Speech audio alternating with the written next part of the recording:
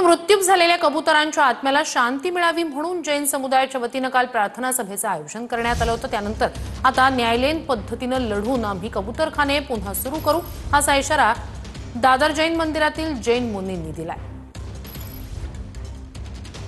Meeting झाली आहे। आता मीटिंगमध्ये त्यांनी सांगितलं आहे की आजचा निकाल आमच्या संबंधावर नाही आला तर आम्ही नवा पक्ष उभा करू अशी त्यांची याची मागणी आहे। 100 वर्षाचा कबूतरखाना एक बंद केला तर त्या काहीतरी आम्हाला आमचे गुरु महाराज काहीतरी निर्णय घेणारच आहे ना। आमची एकच मागणी आहे कबूतरखाना परत सुरू करा। कोणाच्या पुढे आम्ही जाणार नाही। आम्ही जे लोकांना विचार करून कबूतरखाना चालू करायला पाहिजे। भले आम्ही मरून जाईल तर चालेल, मग कबूतरखान्याची रक्षा करायची आम्हाला, बस एवढा आम्हाला सांगायचं। बस त्यांच्या ठरवण्यावरती काय असतं।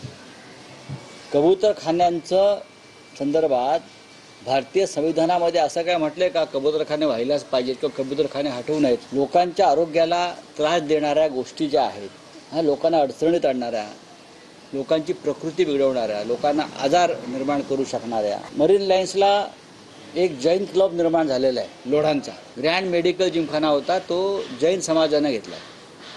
तर त्याचं जे मैदान आहे त्याच्यामध्ये कबूतरखाना करावा ना, 100% करावा। आम्ही तिथे त्यांना दाणे घालायला येऊ कबुतरांना।